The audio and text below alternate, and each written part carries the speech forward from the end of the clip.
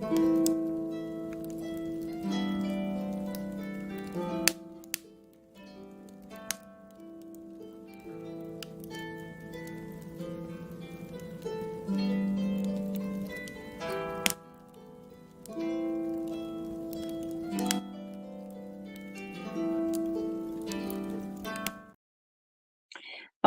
Vakorja, Eimear Burke here. Welcome to another Fireside Chat, and this is Fireside Chat 143, where I'm in conversation with a member of the Order of Bards, Ovates and Druids.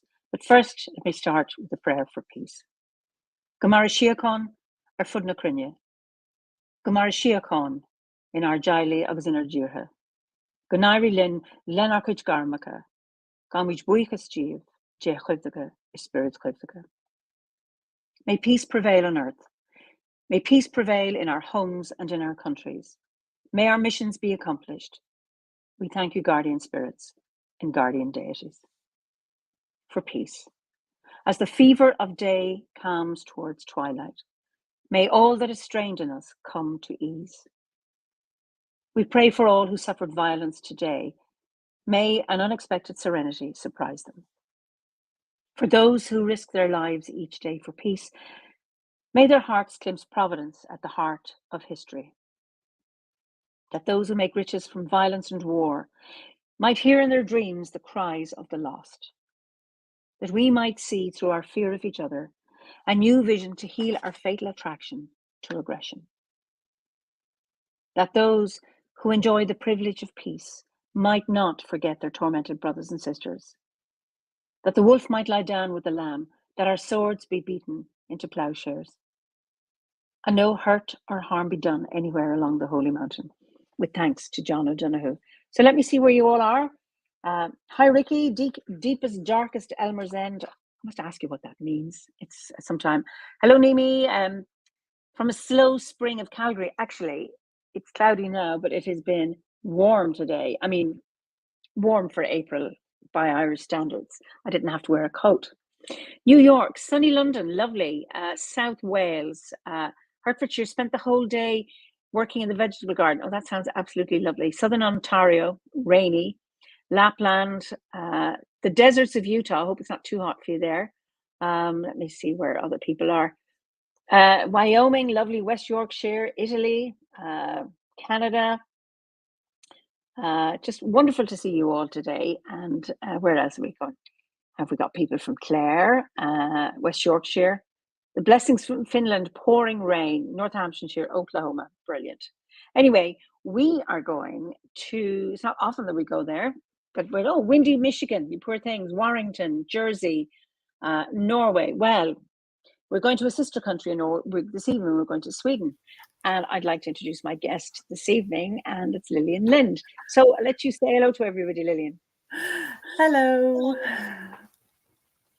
So you're so welcome to join me here for this chat. Matthias Johansson is from Sweden. We're okay, and we have a Norwegian here too, and a few Finns. So the North is being aptly represented on this chat this evening. So just tell us about where you are in Sweden. I don't know Sweden, and I've never been. And I just know we used to have, I still have one, wooden clothes hangers. And written in Irish was, An Tulin, an Tír a Dhéantar, made in Sweden. And I still have one. So we had Swedish wooden clothes hangers when we were growing up, and I still have one. So that's as close to Sweden as I've been, and now I'm talking to you. So just tell us where you are in Sweden and what your landscape is like. Well, some people call it North Sweden, but if you look at the map, I am basically south of the middle. So I'm not really north. I am just, it's so long, the country, It's really long.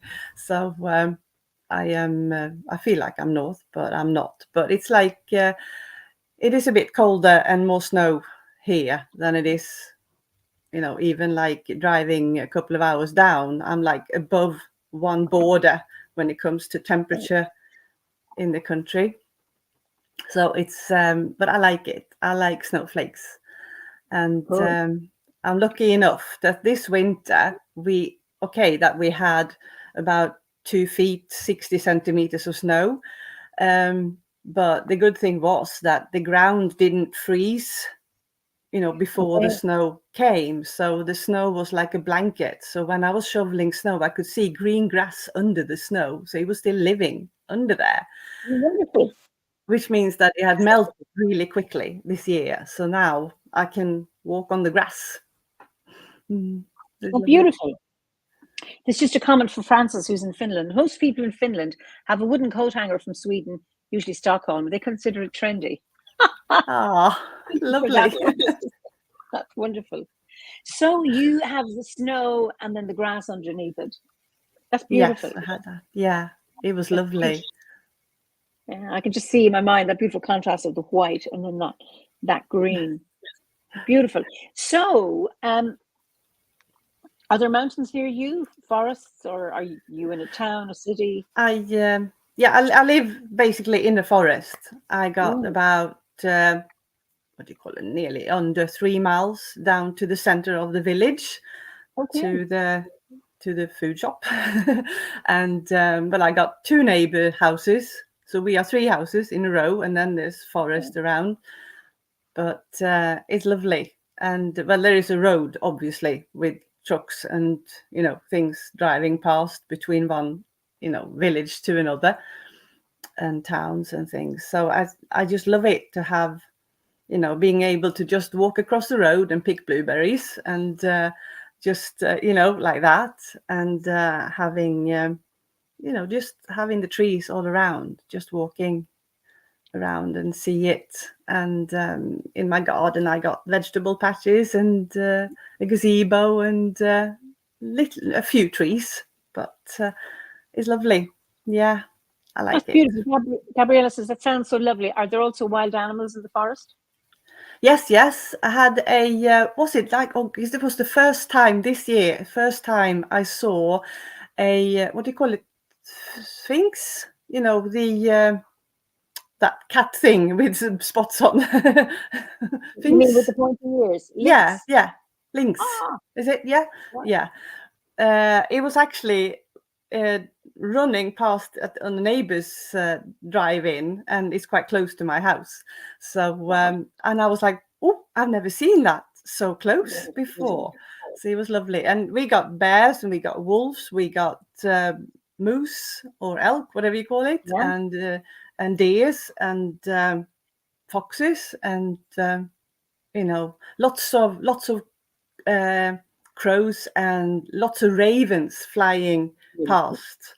The other day when I was walking up north a little bit on the road through the forest, there was 2 ravens who was coming towards me, flying over me, and they were having so much fun together. So I was like, you're going to have fun.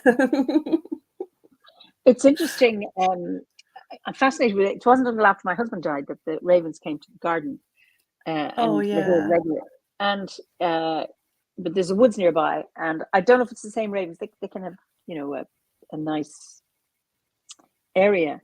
But I was sitting under a tree that I work with, and it's a pine tree, and Yeah. the lower branches have been cut off because it's so old, and up at the front, up at the top, you can see there is a canopy.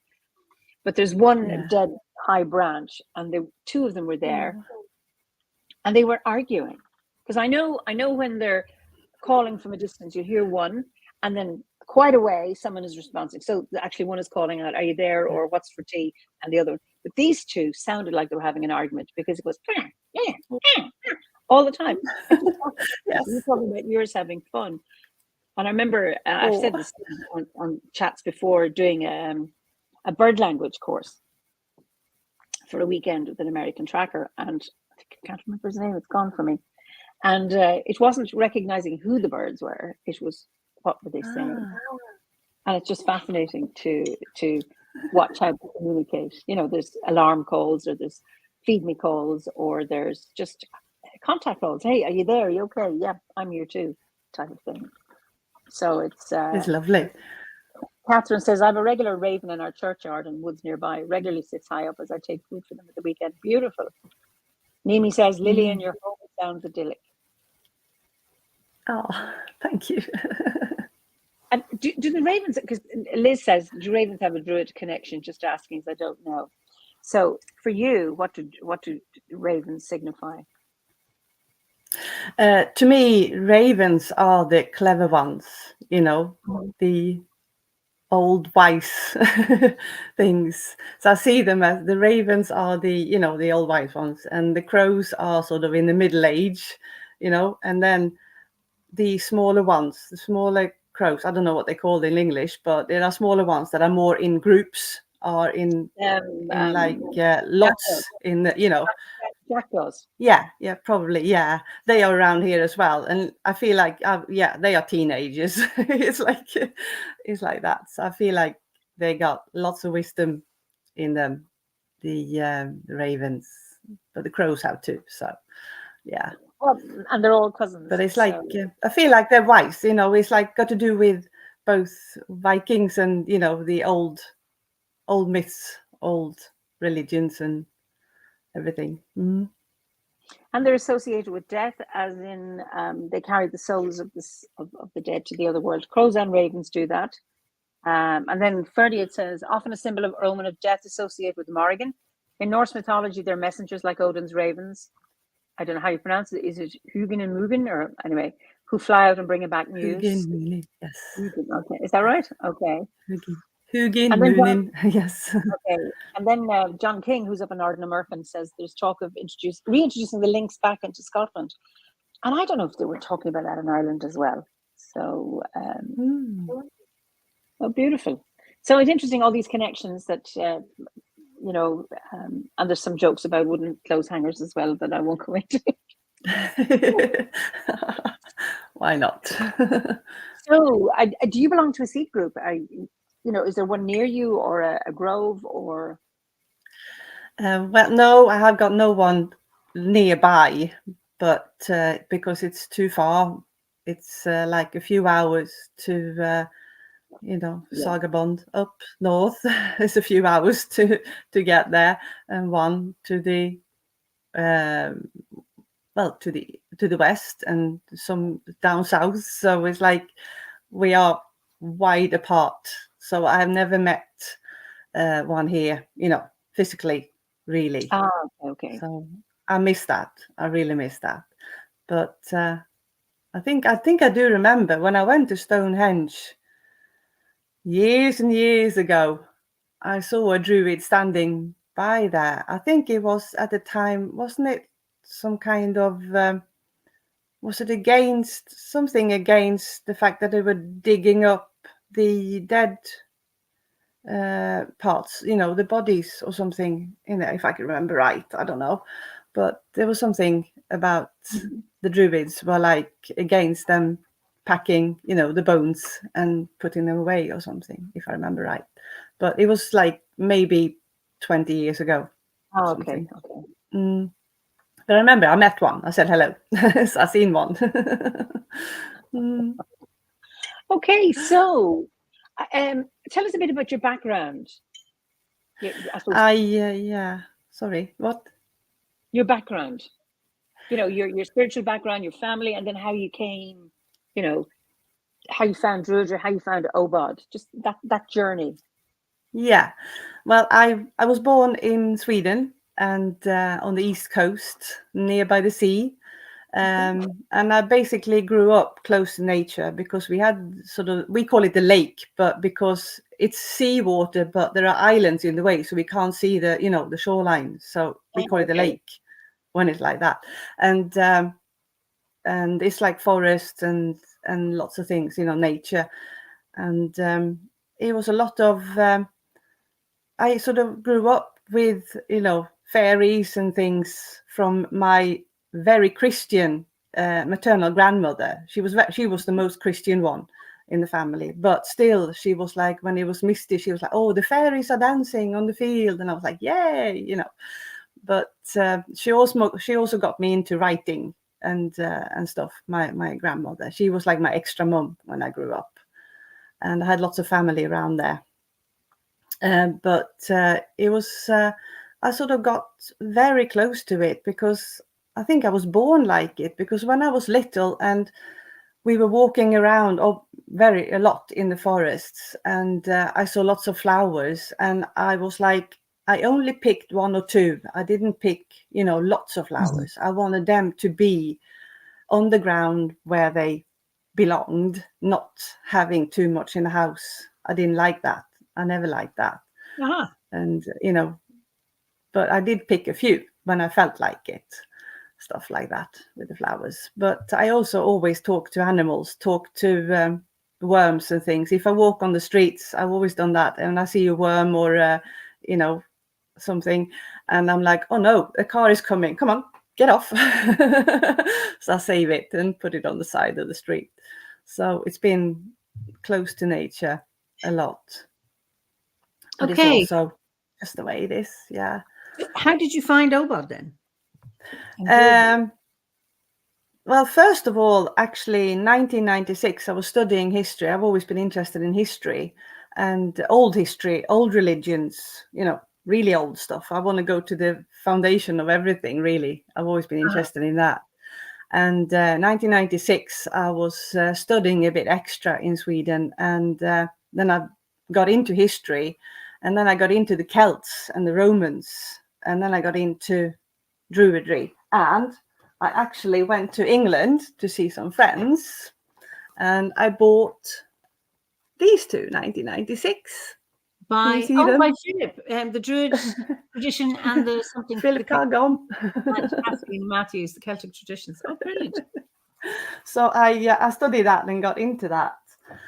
So, and I fell in love with England when I went to scout camp because I was a scout in the Salvation Army scout group for 12, 13 years. And we got there for camp in 1986, actually, when I was 17. Oh, beautiful, beautiful. Wow. So I fell in love with England. Loved it. Oh, wonderful. So that was the start of it. Yeah. Yes. In getting into camp. So. Okay, there's just a question, just a slight two things. Ferdy, it says there was a group called HAD, Honoring the Ancient Dead, that several druids were involved and concerned in the treatment of human remains from ancient sites. So that could be it. Yes, maybe. Yes. And then there's Aaron says, are there special times or places associated with Swedish fairy lore? Well, I think there are several actually, but I'm not too sure. Haven't dug into that where the places are, because where I grew up and where I was a lot, there was always, we could see things. It was not sort of special places that I know of. Sorry. You mean you could see them anywhere?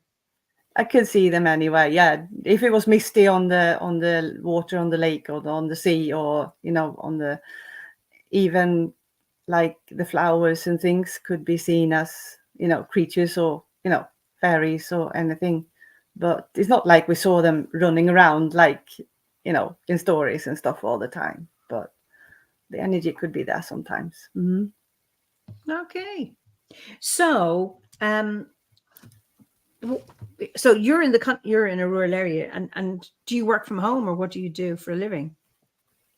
Well, I work from home actually, because I got my sort of my spirit, and I am a Reiki master that I can do from distance, and I am a past life therapist, which means I can guide people into a past life, if you believe in past lives, or I can actually read the energy of another person and see inside me a past life that the other person have seen. So it's like, channeling the past life thing that I've done for a few years. But it's also tarot cards and things, just seeing what I can. Okay, and all of this is done online now? Yes, I work on the phone line that's called Tarot Guides in Sweden. Yes. All right. Nimi has a question. Does Sweden have a gnome tradition? They've always fascinated her. A gnome? Yeah, GNOME. What kind of fairy? Okay. You may not be familiar with the English name. It's like dwarves or brownies or Well, I've dreamt about them, but I haven't seen them, for real. But it's like it is here. We got all sorts of, things that are in history and been in the sort of lore and the stories and things. So it exists from years ago. Okay. Yeah. Tomte? Tomte is apparently gnome in Swedish. Tomte, yes. Sorry, I don't have They are the little creatures with a pointy hat. That's the ones. And they and they in the old before Santa came into life. They were the ones almost like they were helping out in the barns and things, helping the people to work and stuff like that. Were like little elves helping. So and where is it? Taimi says, who's in Finland, they're called Trullit, Trullit, up north. Trullit, okay. I didn't know about that. No. Okay. Different languages, different parts. Right, and there's loads of questions for you now. So, Gabriella, do you have any connection with the Sami people? They also have a rich heritage with people who work with energy in past lives. I haven't got any contact with them, but I do care about them. I've always cared about native people all my life. Like I got into actually the Native Americans. I was part of the Swedish Indian American Association in Sweden in the beginning, or probably end of 80s, beginning of 90s. I went to the European conference in Genoa, 1992, and met lots of Native Americans there. But then we went to Norway in Trondheim, 1993, for the conference there. And there were Sami people and Inuit from Canada and, AIM Native Americans came. Okay. So there was lots of stuff. So I cared about them a lot, always. But I haven't had any bloodline, with the Sami people. I haven't seen any of that yet. And you're too far south, yes? Yes. Okay. But they can live anywhere, but it's not in their part of the world. Lands, yeah. Okay. Yeah. So Sean, who's in Canada, how has your Druidry and past life practice informed each other? Are there parts of your Druidry that come into your profession and vice versa? It's, I think it's mixed. It's like really mixed. I feel like I've been in a Celt in my past life, so I got it in me. But it's also the, I think if I feel like being close to nature and being in the Druidry is opening up more for seeing the truth, the details, in your head, rather than just looking with the two eyes and just seeing the physical bit. And to me, it has opened up since I started the body grade in December 2020. Okay. And I got the first verse in the letterbox on winter solstice on that day. I was like, shoo, I'm supposed to do this. Oh, beautiful. Lovely synchronicity. Beautiful. But, so, yeah. Okay, so you're 4 years, 3 years anyway, in a bit as a member. So, okay, and I'm just talking about Sean there, that question. Has your work practice changed in any way? Has it been since there's two questions I have. Has your work changed as a result of becoming a Druid? And how has it supported you? So, I mean, there's two questions. I don't want to forget one. So has your work practice actually changed? I feel like I got little, more into the truth, the core of things during when I've been working on it. But I started working on this phone line in the spring 2020. So it wasn't that far from starting the body grade. But I feel like I've always had it in me, but I haven't, I have been sort of distracted by other things along the life. But it's like when I was little, I knew things, but then it happened like a long time future. But one good thing, I think my half brother is watching this now. He's the one that was commenting, Matthias Johansson. He's when I was little, there's a little story about it. When I was little, I was only girl in the family, but me and my mum. And I said to my mum when I was like maybe 5-6 years old, Mum, I want an older brother. And my mum was like, well, that's a bit difficult to create right now, she said to me with a joke. And then I just went on like this. And then during the path, when I was 12, she told me that she had been with my dad to visit one of his friends, and she saw a boy who was 1 year old, and he looked very much like my dad. So she was like suspecting that that was his child. And over a year ago, I actually got contact. I sent a letter to him because I found his address. I got the details about him and I found his address. I sent a letter and he was curious. I was really happy that he didn't say no to it, that man. And then in the beginning of June last year, I got a message on Messenger saying, hello, little sister, because he got results from DNA that we were siblings. So it was like when I was little, I knew that I had an older brother. I was wishing for one, and I actually had one, but I didn't know. So when you were 5, you saw that little baby, but didn't recognize him as no, I didn't know I had one. I wanted one. Is your father still alive? No. And your mother? My mother's still alive, yes. So did she suspect that your Yes. dad had it? Okay, and then this was confirmed. Yeah, but that was before they got married and before I was created. So he is it 4 years older than me? Oh, so I thought he was. Yes, I sorry. thought he was. Oh, before you were born, she went and saw this 1-year-old. Yeah. Oh, yeah. I thought you were 5. No. And okay, so I know. It's okay. It's okay. So you got the older brother. That is really interesting. My son told me he had a baby sister in my tummy for 2 weeks before I knew I was pregnant. Wow. And he would say during the pregnancy, she's going to be a girl. I said, well, you don't know that. She told me. Oh, how amazing. I mean, that knowing, having such a strong contact with spirit is like amazing. Kids can do that. They can know more. Okay, Matthias says I am the older one. Okay, Matthias. Yeah, lovely. Good. Thank you for being here, brother. It's lovely to make those discoveries, and we're living in a world where this can come out.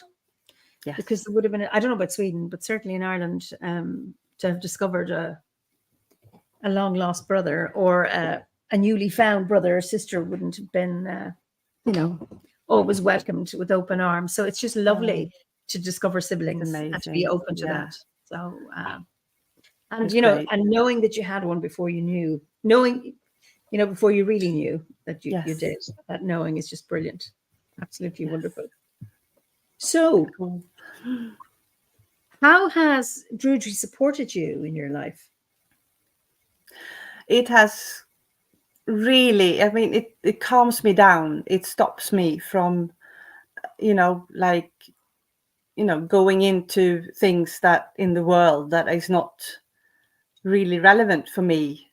And I'm just like, I just imagine, I do meditations about going into the grove and just sitting there with lots of druids around me, and or I go in the forest and just like, oh, trees, I love you. And I can just, I talk to trees, I talk to flowers, I talk to everything in the outside, and even the fire when it's burning. But it's like, so I say, I love you, I love you, I love you, So I started more that. I've done that before, but I mean, it's gone more and more. But it's also, it's just like, getting in there and calming down. And also I was quite annoyed when I started the body grade, around the new year, 20 to 21 when Britain left EU, and then in the beginning of 21, then it was difficult to get the mail in the letterbox here Oh, yes. from England. Yeah, so then I got the online instead of the real paper things, but that was a gift. So for me, everything happens for a reason, because listening to the voices in the online, and listening to music, and being able to read as well. Oh, that's like, oh, I love it. It's just amazing. Oh, just wonderful. So you're on the Bardic grade. I tend not to ask that, but you've mentioned it. So you have, well, there's a number of things. You're a writer and you're a poet, and we will get to talk about your book. But some poetry you'd like to share? I got one that I did last year in spring. Lovely. Yeah, and it's like spring feeling. And it is, I am a seed in the dirt. I only have 2 leaves so far, and my roots are weak. But I can feel the energy the earth is giving me. I can feel the nourishment that the earth is feeding me. I can feel the energy that the universe is giving me. I can feel the warmth the sun is embracing me with. I stretch myself and follow the sun during the day. At night, I enjoy the dampness in the dark to help me grow. I will grow. I will bloom. Those 2 very powerful last lines, aren't they just lovely? Thank you. Thank you. And there's another one that me and my grandma was doing when I was very little, probably, because I found her, I don't know if you can see her handwriting. Oh, lovely. Look at the handwriting that she did. It's probably maybe 50 years ago. But she loved doing things, and I translated it to English somehow. Beautiful. And then I'm gonna just, because every other line is me and every other line is my grandma. So I'll point to her when it's her line, and I point to me when it's my line. So it's like, Lillian is now a sick little lass. This morning she sat on the sofa a mess. She has a throat so sore, but dancing on the floor. A bit sad to sit inside, but that is life's slide. Tomorrow she well again. Then she can meet her little friend. How old were you? What age did you say you were when she wrote that?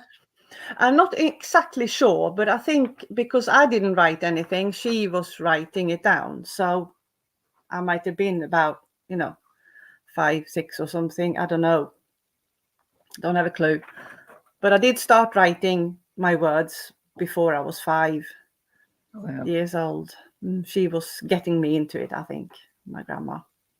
Beautiful. So thank you. This is a nice segue into, before we get on to that, just tell us about your grandma. Yes, she was, well, first of all, here is a little oak leaf in silver from an oak tree that have seen my grandma and my mum and me grow up. Lovely. So I feel the energy there about it. So I took it when I lived in Wales. I was visiting, and then I took a leaf and I took it home. And a friend of mine in Britain was making this for me. So it's like that. But sorry, say it again. Agnes isn't Swedish. She's English. Agnes was Swedish. Okay, so the oak tree was in Sweden. Yes. And you brought it with you to England. Yes. And got the silver pendant made. Okay, now I get you. So just to have the energy of my home place with me when I lived in Wales. Yes. Lovely, lovely. Yes. So she was very, my grandma, she was very, she wanted to write things down. She was writing little, what do you call it? Like when you just put your words in a local newspaper, just writing things and sending it into the local newspaper. Okay. But then she didn't use her name Agnes. She was using the name Agneta. Like that is my middle name, but it was like, instead of Agnes, just to be a bit, anonymous like that. but she was writing lots. And when she was, I think it was 1981, she got some illness and she was afraid that she was going to die. So she was writing down every memory she had about her childhood, when she was born, how she grew up, and everything. She wanted it to continue, to the next generation and the next generation, like that, and keep it for the world, basically. So she was writing it down, but she was lucky to live another 20 years, so she could write a lot. She, I think she was, it was just before she was a few weeks before she was going to turn 90. I remember my mom said, we were making, buns, like cakes and things for her birthday. And my grandma said, oh, but what if I die before my birthday? My mom said, well, we use it for your funeral then, all the baking. So it was like a sarcastic laugh. Yes. And that actually happened because it was used on her funeral instead of on her birthday, because she died before her 90th. Wow. But she was amazing. She was like my extra mom. And she grew up in a little cabin with 9 siblings and 2 parents, and just a fireplace, no internet, no electricity, no sewage, no water tap, no bathtub, apart from moving it in for Christmas when everybody had a bath before Christmas. But that was like, otherwise it was just going in, swimming, going in the lake and, have a bath, something, having a little wash with the water from the well and stuff like that. So, And there in the olden days, well, John King, who has some Sami ancestry, he's English, but an Ardent American. He bathes in the stream outside his house every day. Yes. You'd have heard him. There's some crazy people in the world, and he does it out of choice. Anyway, I'm amazed. Lovely. Well, I'm a woman, so it's just it's lovely that those threads get carried through with people, and that her writing the stories, you talking about her, preserving those little nuggets, those ways of being that are still possible. Just it's beautiful. Amazing. I feel like every person have got a story to share, but not everybody is, want to share it. But I feel like everyone is important in the world, and everybody has lived their lives like a story to tell. So tell us about her then, because you've written a book about her. That was the book you had there. Yes. Agnes. So, and is that in English or Swedish? It is in Swedish, and because no other publishing company wanted to print it, and it's very local. It's a village called Grisslehamn in Swedish, but if you put Grisslehamn, then and you translate it to English, it's Pig Smile Harbor. Very nice.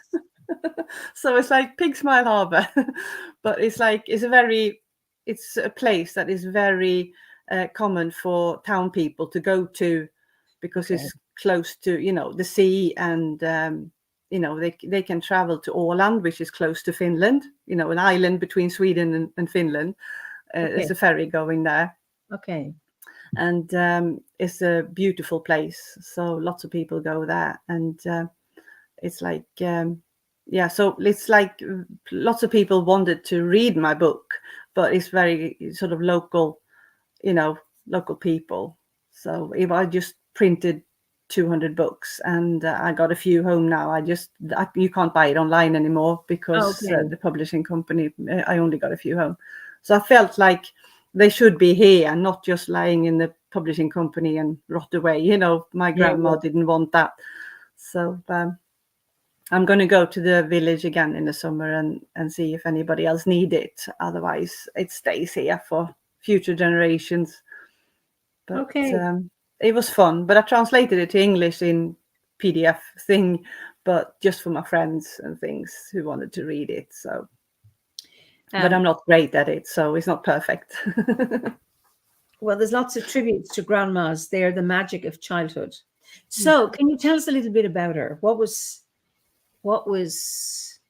stands out about her? One thing was that she was very clever. She took in she just took in every information in school. She loved going to school. She loved learning everything. She was curious about everything. And I feel like, yeah, you're in me, Grandma, because I'm curious about things too, and she wanted history, and she wanted to learn about, people and other countries and whatever. And she had no problems in school. She just took in everything, in her brain. So she's got that, the cleverness in her. But in those days, being a woman and falling in love with a man, then you have to be a housewife and take care of the kids. So she couldn't really do much then apart from that. But she did write. So, but also one thing that stood out is that she was bullied at school because she had brown eyes and dark brown hair, and her skin got the sun got it brown very easily, quickly, other than the Swedish, Yes. traditional thing where you get red first and then you get a little bit brown. But no, she just got brown straight away. So she got bullied for that she was from Morena, we call it. But the word comes from, the Northern Africa, Muslims. Yeah. But I mean, they just use it in Sweden for people who have dark hair and, brown skin and stuff like that. But I'm still looking to see where that comes from, because, I'm still curious about where the thing comes. But she was beautiful, really. I mean, maybe you can see I don't know if you can see the darkness, Yes, I can see. Was she a nurse? Yes, she was a nurse. She loved helping people to feel well. And because of when she was young, when she was a little bit older, she was probably teenage or something, her favorite little brother died. Okay. And then a few years later, another brother died, and other people died, during the First World War, in, Spanish flu and, all these things, but not so many in their family, but those two brothers died. So she wanted to, help people to survive, really. Okay. That was her thing. And Gabriella says, was she able to see energy in past lives also? No, she wasn't into that. No. Okay. She got all into, the Christianity, and she didn't, it was not like spirit in that, in our way. Yeah. It was, even though she was talking about, elves and, things like that a little bit, and was curious about it, but she wasn't into the, that. No. So where do you think you got that? I don't know, because I think my mother has got it in her, but she doesn't want to, she doesn't talk about it much, but she can say things to me, my mother, and then it happens. And I'm like, yeah, you got your spirit and intuition, my mom. And she was like, oh, well, never mind, like this. But I think it comes from the generation. I think my grandma also had it in her, but she didn't, think about it or in the way that I do. Okay. And their mother and daughter. Yes, it's 3 lines, 3 lines. And it's interesting, your ability to know things gets channeled in different ways. I remember when I was doing my training, so I'm a psychologist, and I had one of my supervisors. She was a psychodynamic psychotherapist, and she said before she became a therapist, she was very psychic and she could read palms. And she would tell people's futures. And she was at a dinner party one night, and there was a guy who was, dapper, always well-dressed, a lawyer, and, was headed for success. And another guy in the group who just was always dressed, really shabbily, trainers in an old coat. And she predicted a very mediocre life for the lawyer guy and a very famous life for the other guy. And he turned out to be a famous filmmaker. Oh, wow. Psychology, all of that got transferred. All of that awareness, that seeingness got channeled in to her psychotherapy. So she no longer read palms or looked at it like that. But it was similar skills of knowing, being intuitive, that kind of second sight that was rechanneled into psychotherapy. And I was really fascinated by that. That's amazing. I love that too. I mean, to me, in my point of view, then we got a spirit, and the spirit is everywhere in nature, in people. You know, it's like, it's not like divided into humans, because humans, we are on this planet to learn about feelings, about pain, about, you know, human things that you can't feel if you're just an energy. Yeah. So, I mean, we got it in us, but we don't always have to believe in it or be in it, because we're supposed to be or do what we're supposed to do in this life. And it's also paying attention to it. Now, Gunther, I don't know if you don't know Gunther. Gunther's in Switzerland. In Buddhist wisdom, it is sometimes said that there are many truths, but only one reality. Have you discovered something similar? That the is truth. What did you say? Sorry. That there are many truths. This is a Buddhist wisdom, but only one reality. And have you discovered something similar? No, I think no, not really. Because I think, yeah, it can be. I mean, when you think about it, then it's very weird for me to say it. But I mean, it is just one from the start, and then it's split up into, you know, lots of humans and lots of things on this planet. So yeah, we got one from the beginning, and then all of it. But it's yeah, so it can be part of it, maybe. Yes.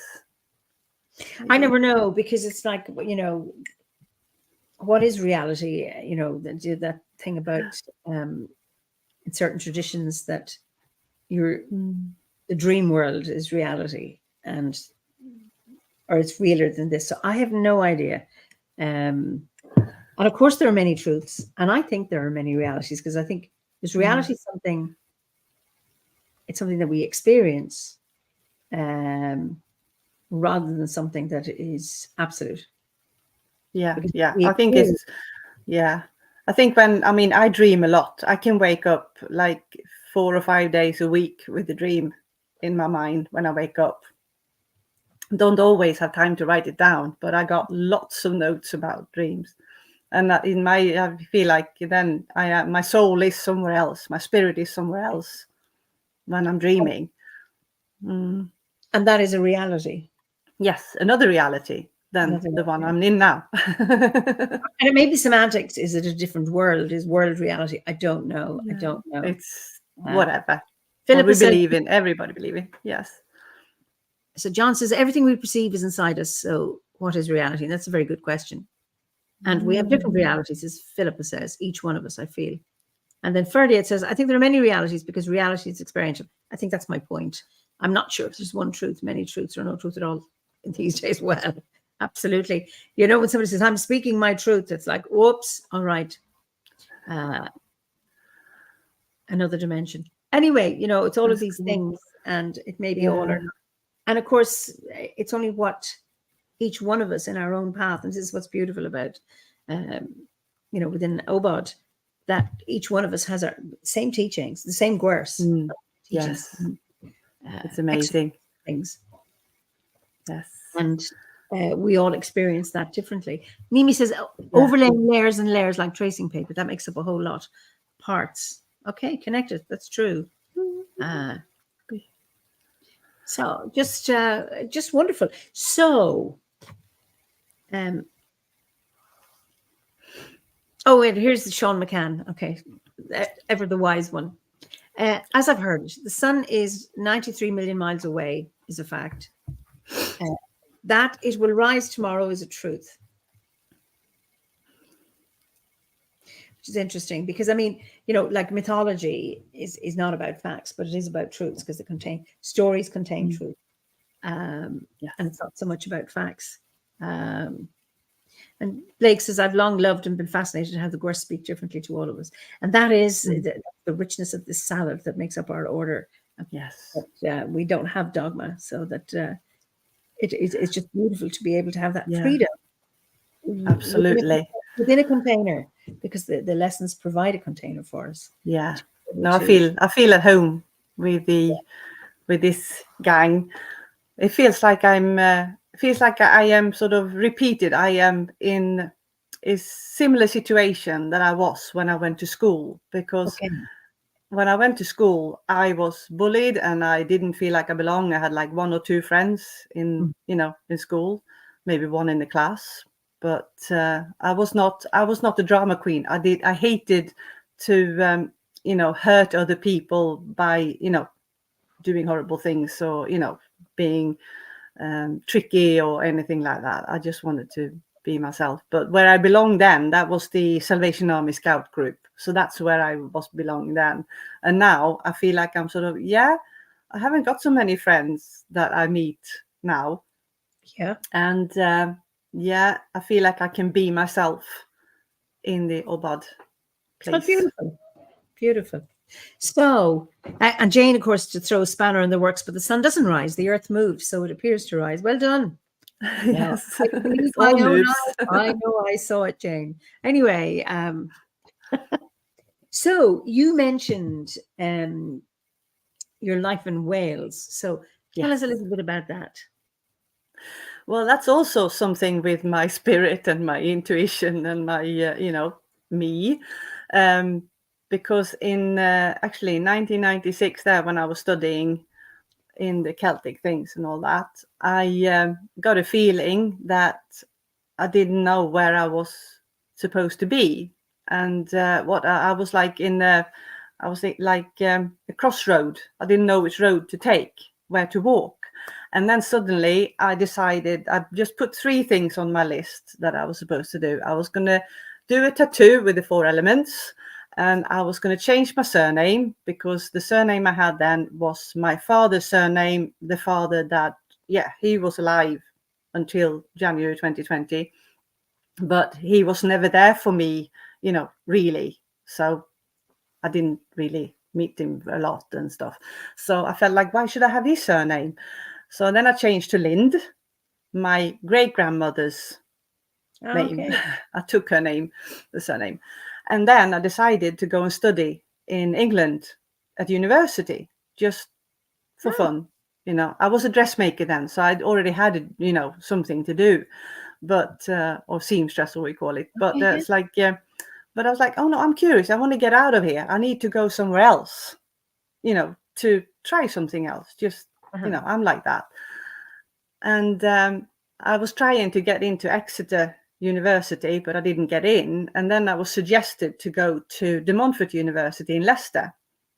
I didn't even know that Leicester existed. I'd never been there, then. But then I thought, okay, then fine.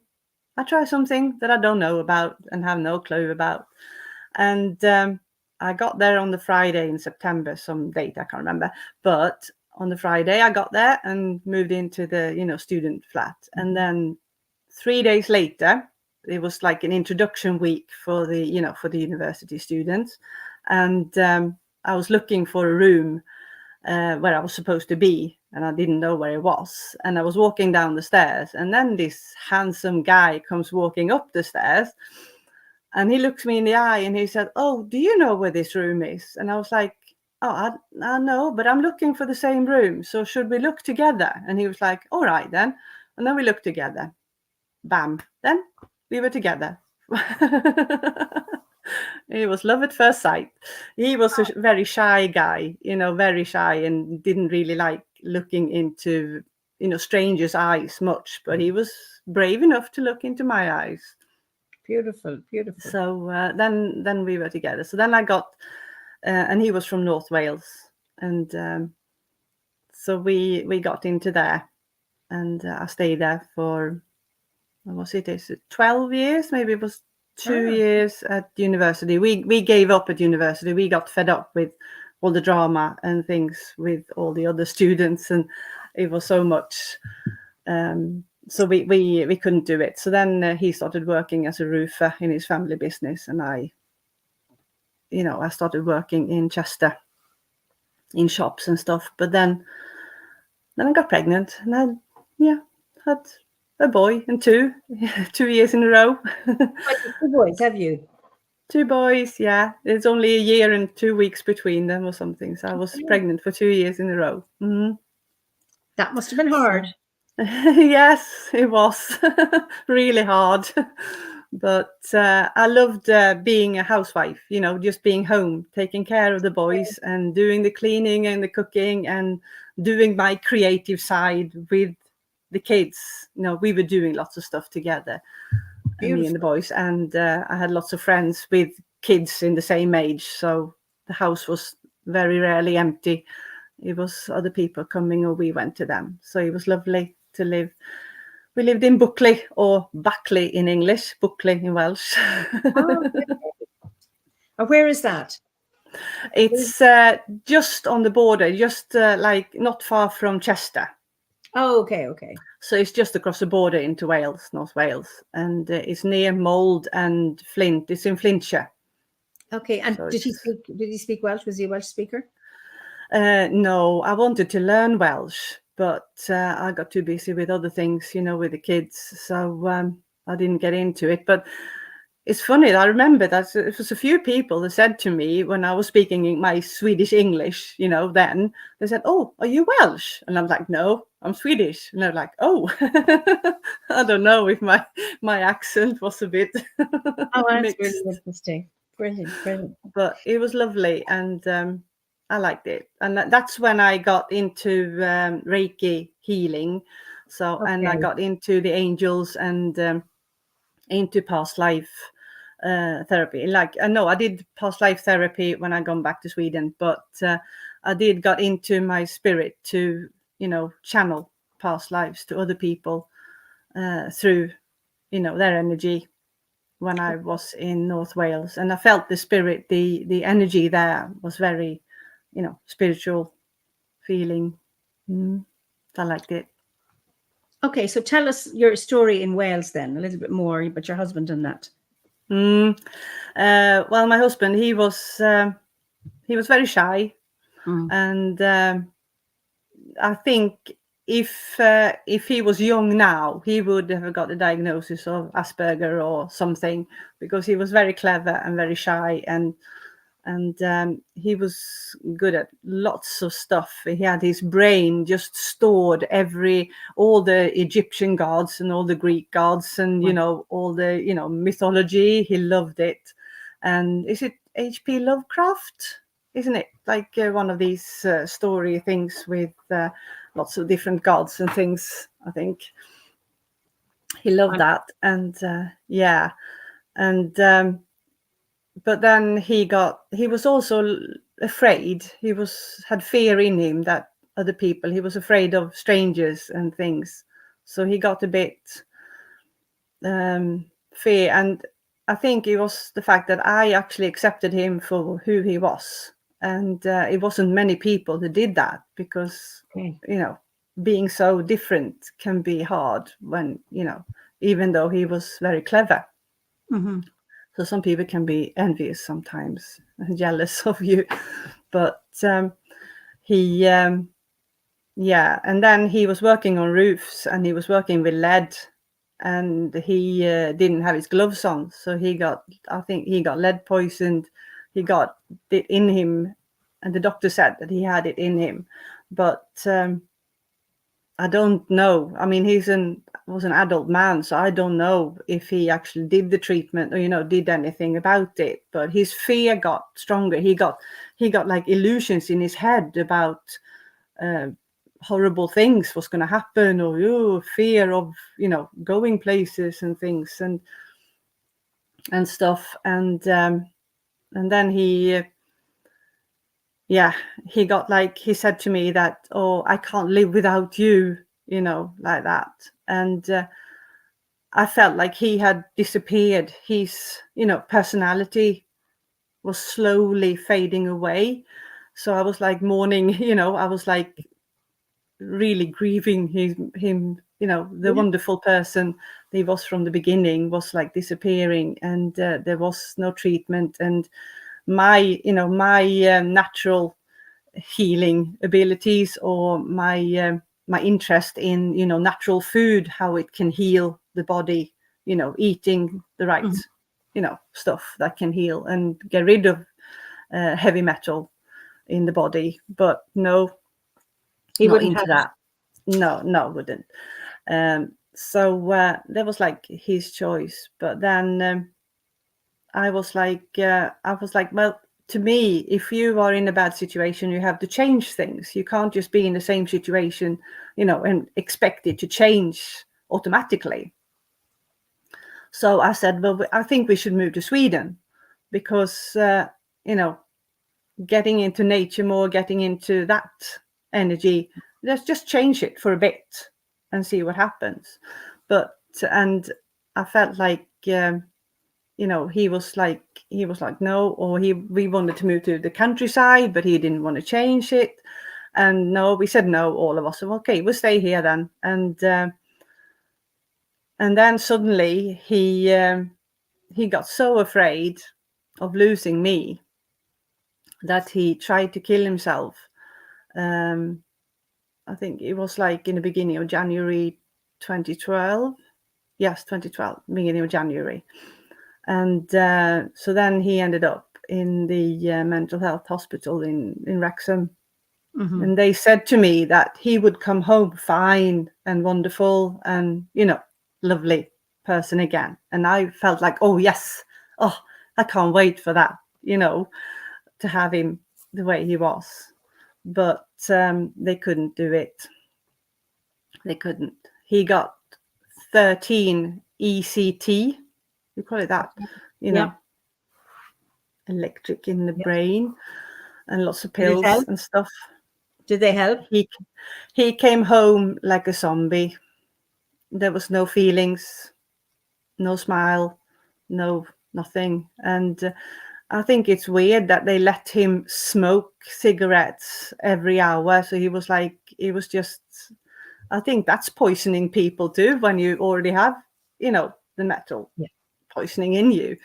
And but he came home just thinking of nicotine, and he was worse than before.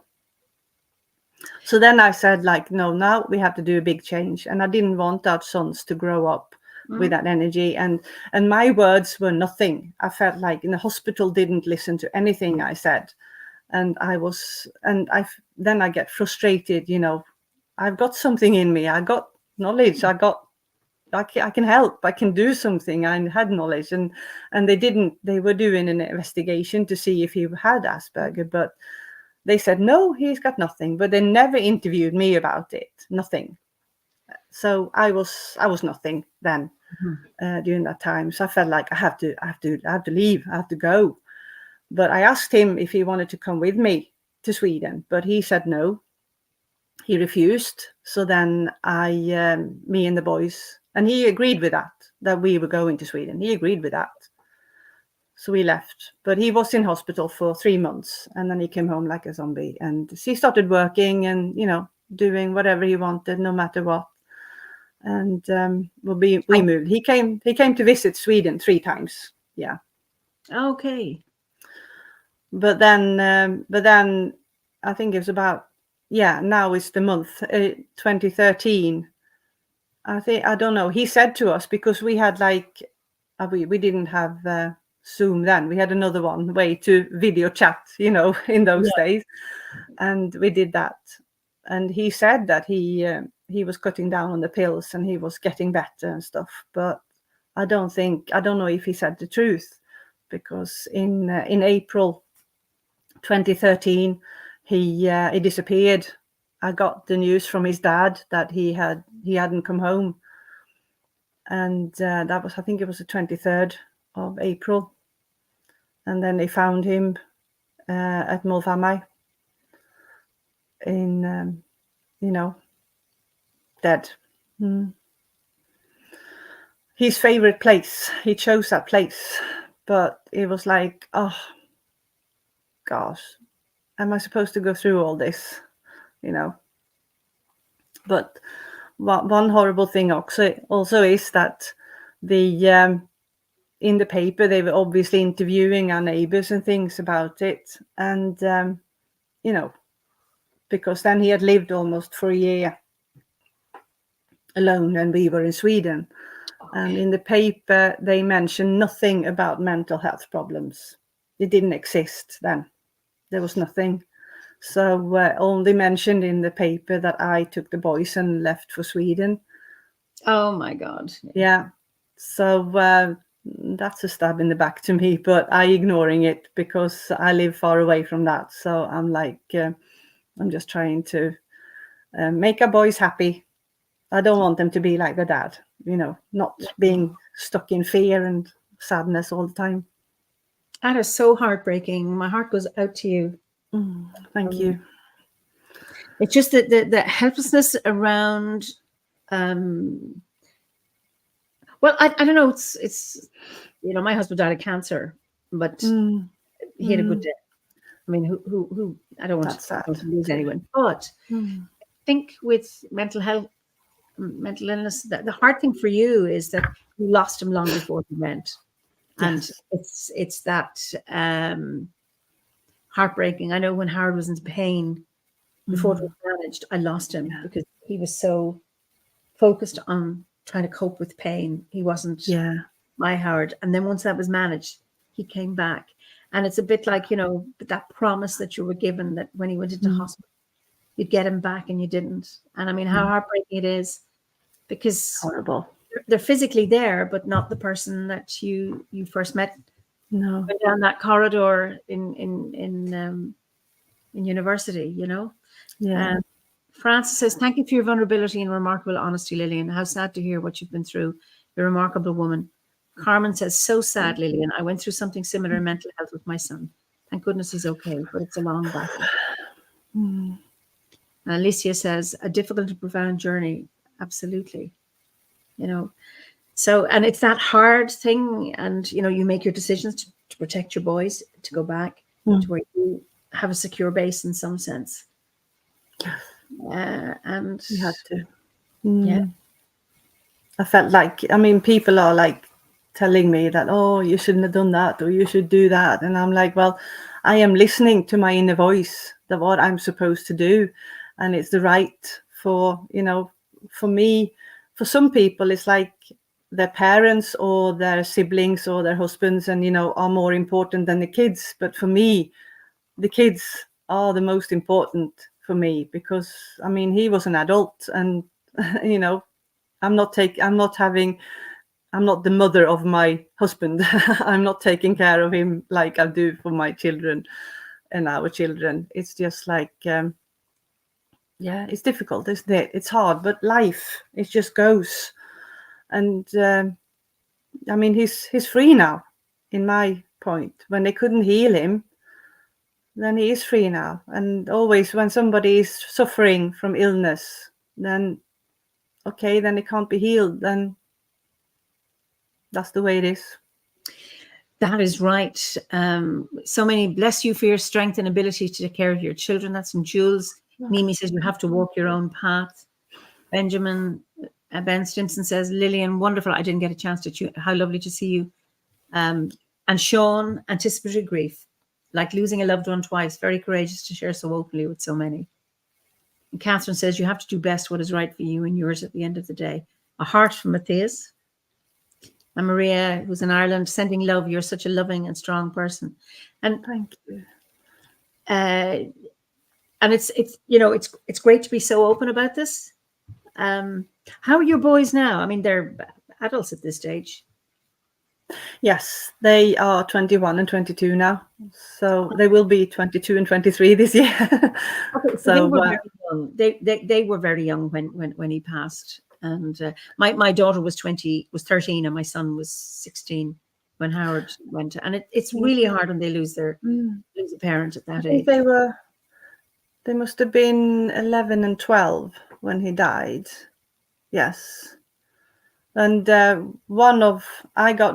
youngest one who lives at home with me, he has got his spirituality in him, because it was like when his dad died, he was like, I understand. Like he understood death. He was like, in the spirit, he was like, yeah, I understand. he's okay now, like that.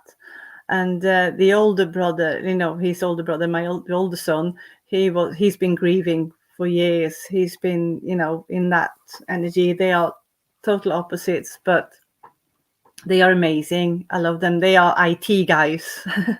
And the younger one, who's got the spirituality in him, he's got Asperger, autism, and he got that when he was 6 years old in North Wales. So he's had it all his life. But he's clever. He takes in everything, and he's actually refused to drink alcohol. He refused to take cigarettes. He refused to drink cola or anything like that. And he explained to me that I don't want to do it because I want to save my brain. I want to keep my brain safe and not drinking any alcohol and things. So he's great. But they're both great in different ways. They're amazing, clever. How did they navigate the move from Wales to Sweden at that young age? I mean, they were quite all right, actually, because the older one, he was always into Sweden. He was wearing a Swedish football T-shirt when he was, not in school, but, on the side of the school. And when I said to him that, oh, we can move to Sweden, he was like, yeah, I'm on it. I'm going with you. And he was like 10 years old then. And he was about to be 11 that year. But it's like, and the younger one, he was like, oh no, I don't want to move. And then I mentioned to the younger one then, he said to me, well, we're going to move to a place where you can walk for 10 minutes to the beach. And he was like, okay, I'm coming. So they got into it slowly, at school and things. But I mean, I had to be with them at school. I had to be the support thing for the younger one with the diagnosis. They didn't have any support at school here for him, so I had to do that. So I couldn't work. I had to be with him. Okay. To protect him and save him. Mm. Wow. You've worked incredibly hard. Thank you. Yes, I'm doing what feels right for my kids. They have to. I don't want them to be in pain or, And that's a tall order. You strike me as such an incredibly giving person, and Thank you. I know Timey says, I'm so sorry about those experiences in your life. It's tragic to have to see that people have such strong channel vision and only judge the cover of the book again, perfectly serving their prejudice. Blessings to you, for you and your son. And Cherry says, life is for living. So true. Gracious and courageous lady. Such a wise young man. That's about your son. Thank you. Yes. Lisa says, wise choices. And then Alicia says, a mother's love. And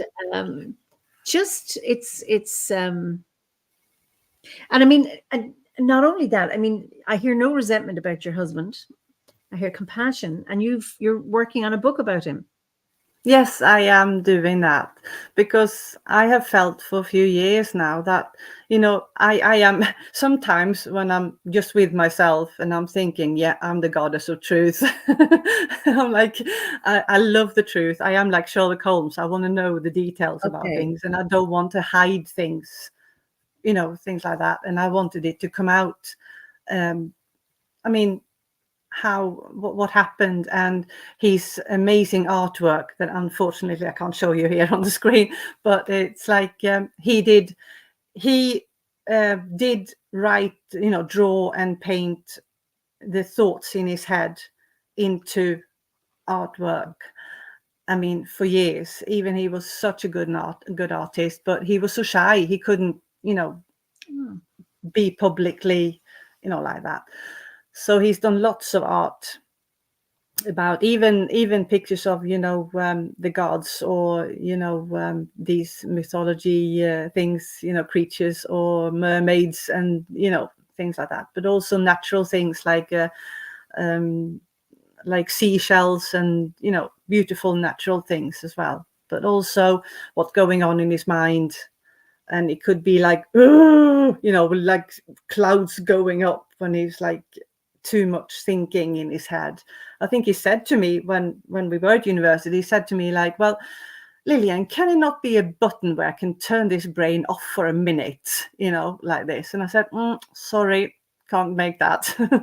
But it was like too much going on. So it was too heavy, and it was too heavy thoughts.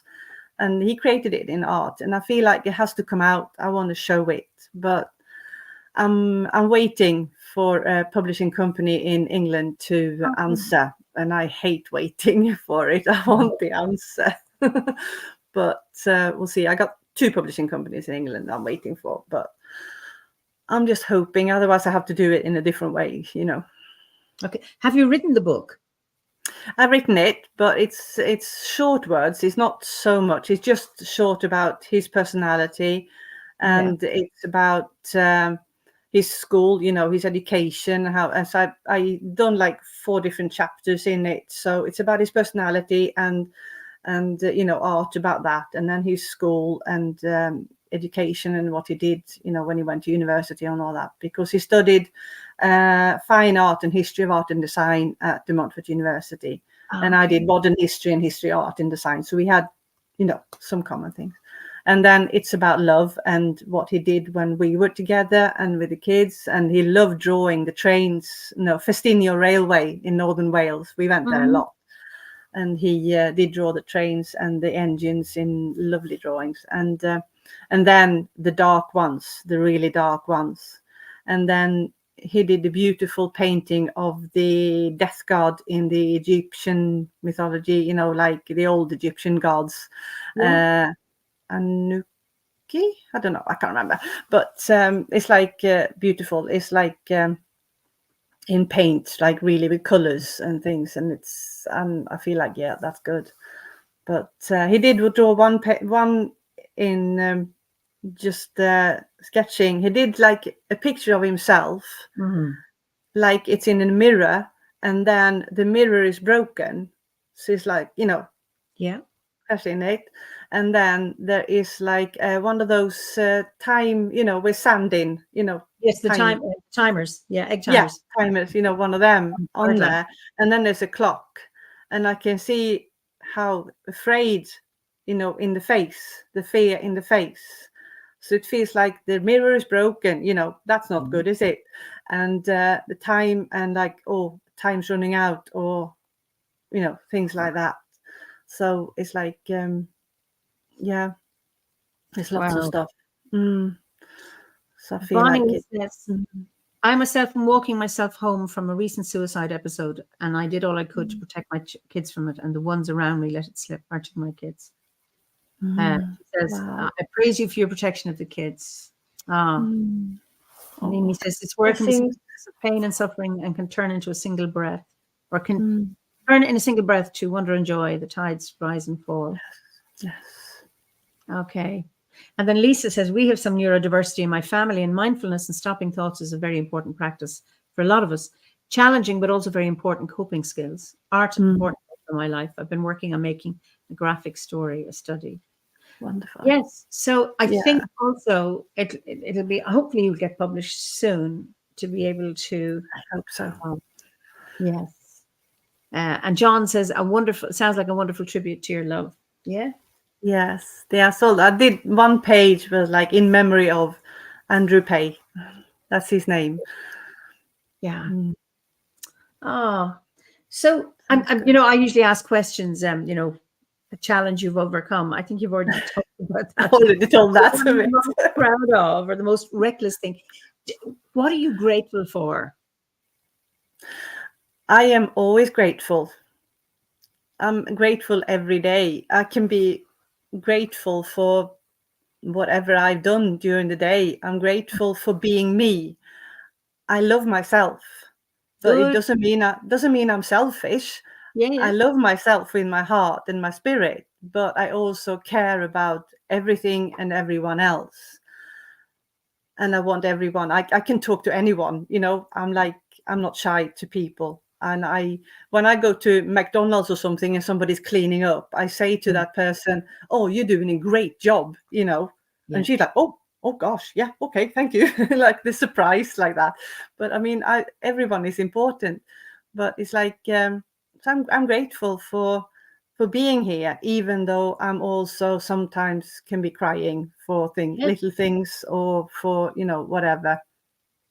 But then in the end of the day, or like waking up in the morning, I'm like, yeah, a new day, new possibilities. Yeah, let's see what happens. you know. And, you know, I just think if only your husband had had that outlook and just couldn't, close, but not, you know, just not attainable for him. That is so, so sad. I tried. Yes, I know. And, you know, each person has to do it for themselves. I mean, yes. Lisa says, you've done so well for your children. Blessings to you. Thank you. Ferdiet says, conversations like this one are so powerful and important, as we need to be able to talk more openly about our mental health struggles and the weather in our minds. Absolutely. Yes. So, and to you and Bonnie, you know, just, you know, having it, there's so much support here for the two of you, you know, and admiration for being able to deal with this. But talking about it is really, really important. Oh, yes. I know it less so now, but I grew up, there was a stigma. There were very little statistics, very low statistics for suicide in Ireland. Number one, it was a crime. And then, you know, given that we were predominantly Catholic, you couldn't get a Christian burial. And now all that's changed. And there's lots of conversations about it. Good. But it's just whether the mental health treatment are helping, I don't know. So, you know, there's traditional models of mental health treatment isn't always particularly working well. It didn't work for your husband, and I know for other people, and for some it does. So I won't disagree completely.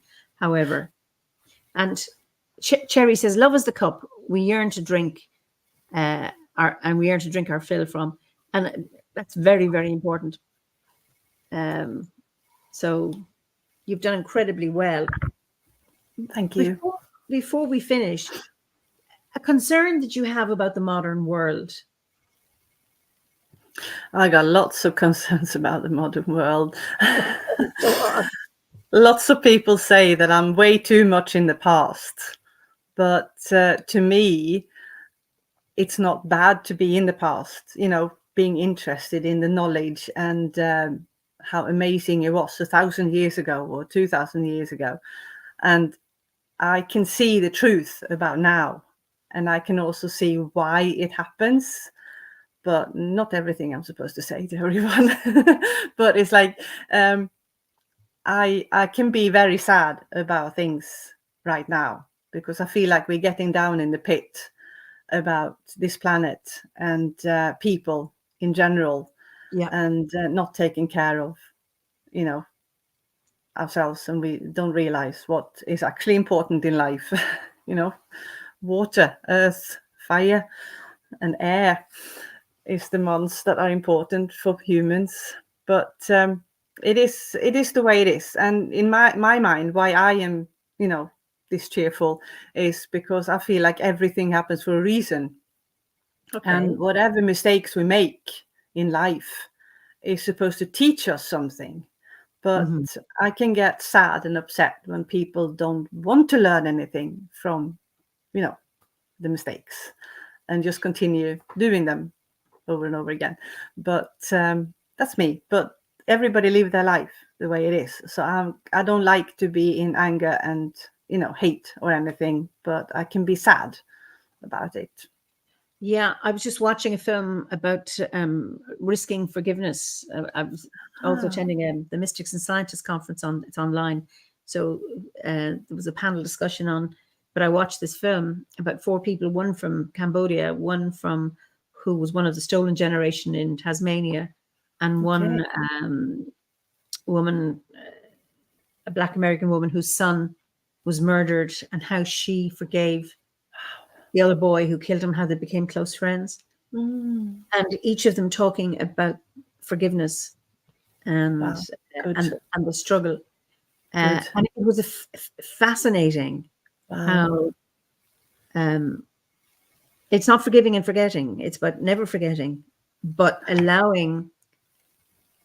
forgiving to the extent that you are letting go the hold the pain has on you. So good. So good. And, you know, you're not living in the past, but you are looking to the past. Some people get stuck in the past. They get stuck in their own past. You're not. But you're interested to going back and looking at history, because I think we have an awful lot to learn. But what did they say? The one thing, what is it? One thing we learn from history is that we never learn anything from history or something like that. People don't learn from mistakes, which is a pity. And yeah. Sean, and it's about being able to let go that hold has on you. And John, he watched it. I thought I saw you there. So powerful, and the role of forgiveness was transformational. And I think forgiveness is really, really important. The only thing is, no one can tell you should forgive. I don't want to be told by anyone that I should forgive. It is something I get to myself when I make a decision. I don't want it to have a hold on me. I don't want it controlling me, because that's what it does. Resentment controls you.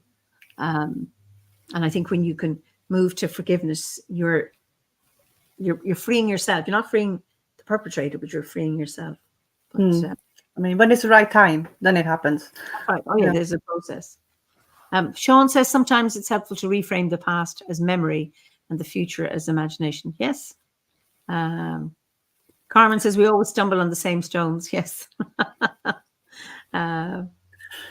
Brilliant. So many people are saying thank you. And so my final question, what is your favorite season of the year, and what is your favorite ceremony, on the wheel of the year?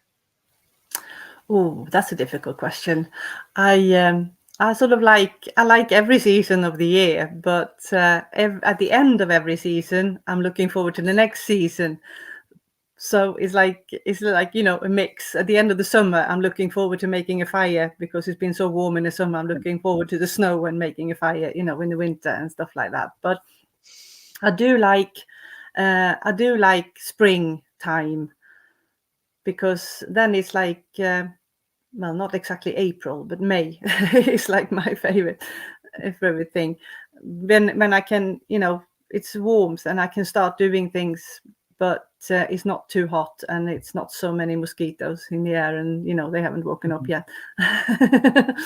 So it's like it's always something good and bad with every season.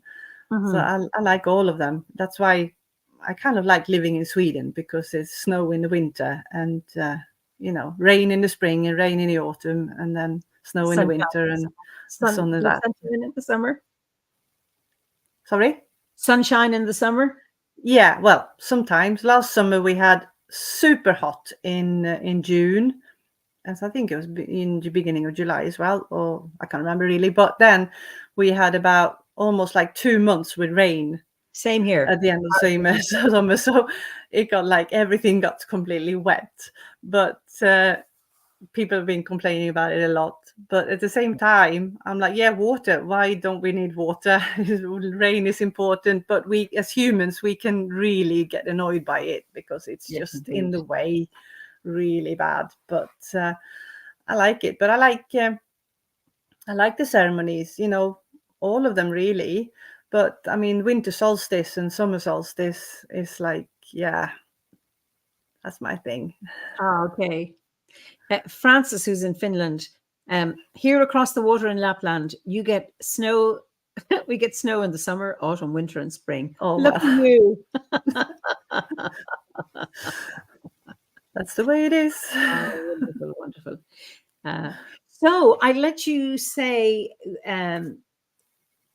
goodbye to everybody, and then don't go away, and we can just look at the comments together. So I let you say good. Okay. Well, you're an hour ahead. You're what, 10:30 where you are at night. Yes. Well, I thank you so much for everyone who came here and joined us, and thank you for the comments, and thank you for the care. Thank you for being here. Okay, I'll see you soon. So thank you all for your comments. Absolutely. And it was lovely to have you here and join us for this conversation. And I'm going to be on retreat this next week. So it'll be the week after that I'll be back for another Fireside Chat. In the meantime, may you all be well and taking good care of yourselves and others. So enjoy the rest of your evening, morning, afternoon, or if you are watching a recording of this chat. And I look forward to seeing you in 2 weeks' time. Until then, slán go fóill.